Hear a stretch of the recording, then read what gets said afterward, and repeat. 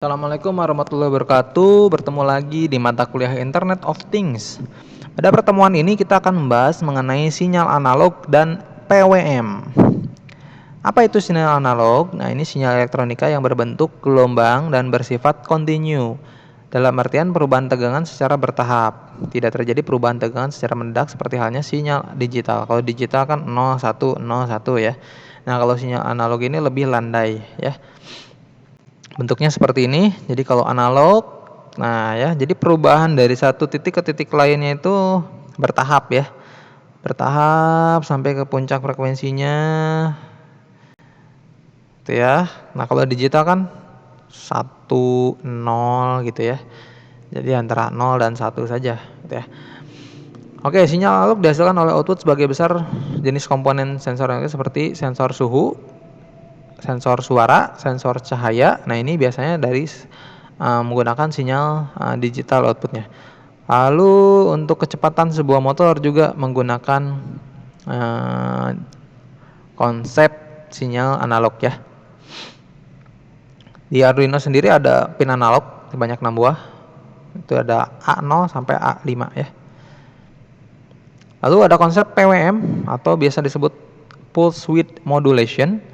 Nah, ini sebuah teknik modulasi dengan cara merubah lebar pulsa atau duty cycle atau sinyal digital dengan amplitudo dan frekuensi yang sama. Nah, jadi PWM ya ini sendiri itu bisa mengubah dari konsep si sinyalnya sendiri ya. Periode sinyalnya, lalu bentuk persentase nanti biasanya. Duty cycle sendiri pada output PWM dinyalakan dalam antara 0 sampai 255. Nah, di sini 0% duty cycle artinya 0 garis lurus ya. Lalu 25% cycle-nya adalah 64. Oke. Jadi seperti ini. Kalau 50% berarti 50% di 5 volt, 50% di 0 volt. Kalau ini 25%. 75% berarti 75%-nya dia ada di tenggengan 5 volt, sisanya di 0 volt. Kalau 100% duty cycle-nya 255. Itu total di 5 volt semuanya. Contoh penggunaan PWM, di sini pengendalian kecepatan motor DC.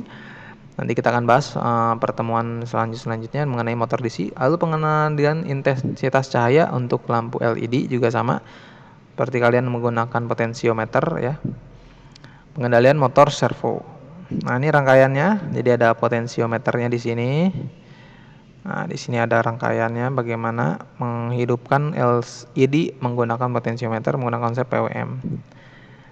Oke, di sini ada program Arduino-nya. Nanti di sini ada analog write, PWM-nya analog read ya. Nah, nilai PWM-nya pasti dibagi 4 ya. Lalu tugasnya menghubungkan LED dengan potensiometer. Nah, ini inovasinya ya. Tadi kalian menghubungkan LED dengan potensiometernya supaya nyala LED-nya dari mulai mati, redup sampai paling terang.